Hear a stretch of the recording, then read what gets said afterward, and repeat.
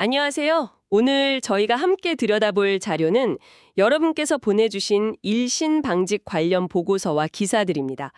이게 1951년에 세워진 꽤 오래된 섬유회사인데요. 네, 역사가 깊죠. 근데 보니까 단순히 섬유 사업만 하는 게 아니고 부동산 개발이나 해외 투자 이런 다양한 얼굴을 가지고 있더라고요. 맞습니다.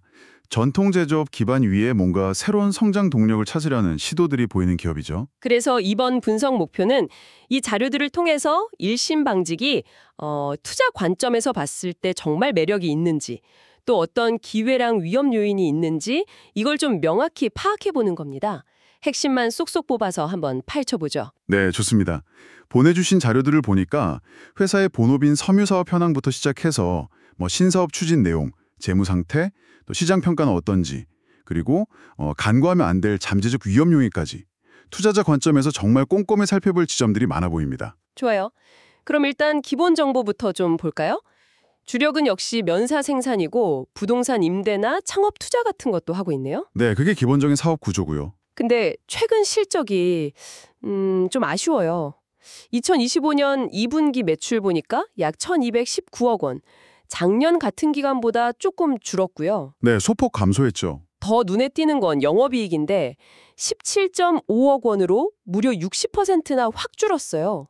영업이익률이 1.4% 수준인데 이건 좀 어떻게 봐야 할까요? 네, 그 실적 부진은 분명히 우려되는 지점입니다. 특히 본업인 섬유사업 자체가 아시다시피 경쟁도 치열하고 원자재 가격 변동 같은 외부 요인에도 영향을 많이 받으니까요. 그렇죠. 쉽지 않은 환경이죠. 하지만 재무 상태를 딱 들여다보면 이야기가 조금 달라집니다. 유동 비율이 300%에 달하고요. 부채 비율은 20% 수준으로 아주 낮아요. 와, 300%에 20%요? 그건 정말... 네, 그러니까 재정적으로는 굉장히 탄탄하다는 거죠. 현금 흐름이 좋다는 신호입니다. 하하, 재무는 이렇게 탄탄한데 실적은 주춤하다. 이 간극이 참 흥미롭네요. 그러다 보니까 PBR, 주가 손자산 비율이죠.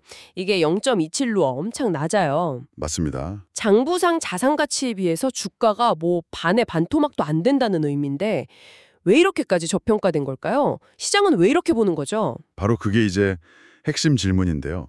일신방직이 소위 말하는 자산주의 어떤 전형적인 딜레마를 보여주는 것 같아요. 자산주의 딜레마요? 네. 자료들을 보면 보유한 부동산 같은 유형 자산 가치는 분명히 상당한데 시장에서는 본업 실적이 부진하고 또 섬유산업 자체의 성장성에 좀 의문을 가지다 보니까 그 가치를 충분히 인정을 안 해주는 거죠. 아, 그렇군요. 그래서 낮은 PBR에는 단순히 실적 악화뿐만 아니라 섬유산업의 한계에 대한 인식, 그리고 상속세 같은 정부 정책 영향에 대한 우려, 이런 것들이 좀 복합적으로 작용한 결과로 보입니다. 어쩌면 이게 가치 함정일 수도 있다, 이런 시각도 있는 거고요. 아, 단순히 PBR 낮다고 와 싸다 하고 달려들 건 아니네요.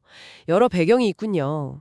그럼 이 회사가 앞으로 기댈 만한 그럼 미래 성장 동력은 어디서 찾을 수 있을까요? 자료 보니까 광주 부지 개발이랑 과테말라 진출 얘기가 있던데요. 네, 그 두 가지가 아주 중요한 포인트입니다. 우선 광주에 있는 옛날 공장 부지 있잖아요. 네네. 거기에 대규모 복합 개발, 그러니까 쇼핑몰, 아파트, 호텔 이런 걸 짓는 프로젝트를 추진 중인데 이게 만약 성공적으로 진행되면 정말 새로운 그리고 상당한 수익원이 될 잠재력이 크죠. 오, 그건 정말 큰 변화겠네요. 그리고 또 하나, 과테말라에 방직 공장을 새로 짓는 걸 검토하고 있다는 점. 이건 이제 생산 비용, 특히 인건비나 물류비를 절감하고 또 북미나 중남미 시장 접근성을 높이려는 전략이죠.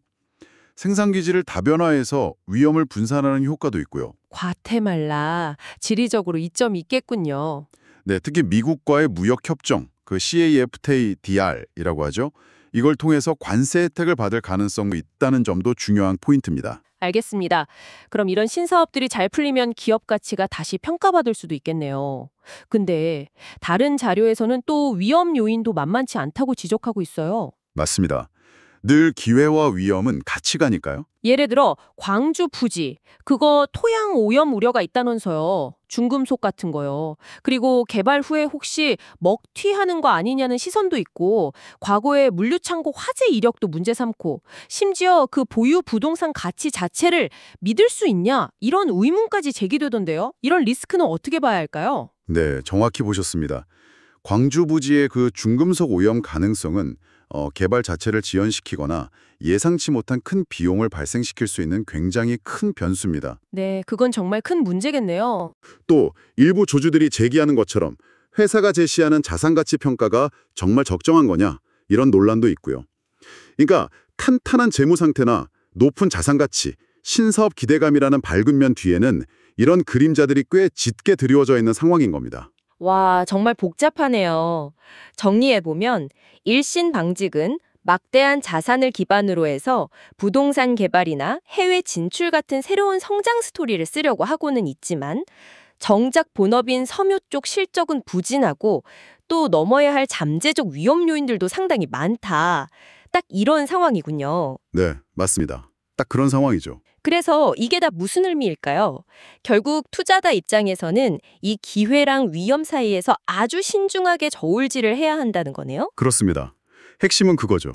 현재의 이 낮은 PBR이 정말 매력적인 저평가 상태를 의미하는 건지 아니면 그럴 만한 타당한 이유가 있는 소위 가치 함정인 건지 이걸 판단하는 게 관건입니다. 네, 그 판단이 정말 어렵겠어요. 네, 그래서 오늘 저희가 함께 살펴본 이런 내용들을 바탕으로 여러분께서 스스로에게 한번 질문을 던져보시면 좋겠습니다.